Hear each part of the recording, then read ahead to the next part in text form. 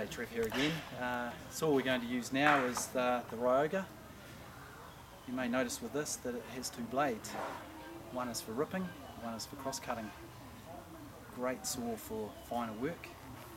Right, so I'll show you how it works on the cross-cut. You see, it works on the pull. The great thing with this saw, it's effortless. This feels like you're cutting a piece of paper.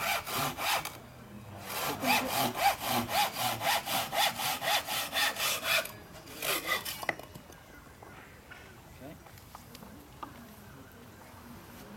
The obviously also has the rip teeth on it, which I adjust this here. So what I'll do is I'll show you how both blades work.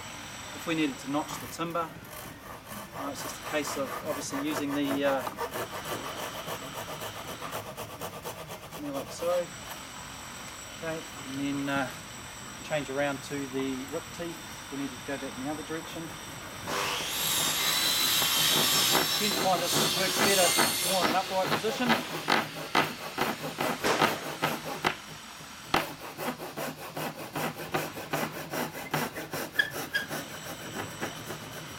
So it's as simple as just obviously changing teeth again just to finish the cut, and easy as that.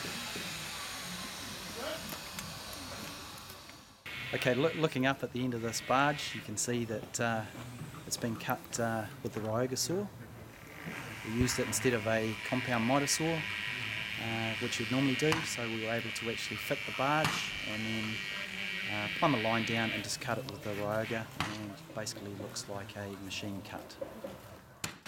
Okay, the first time I saw this, obviously two saws in one, efficiency straight away, so haven't seen anything else like it. One tool does it all.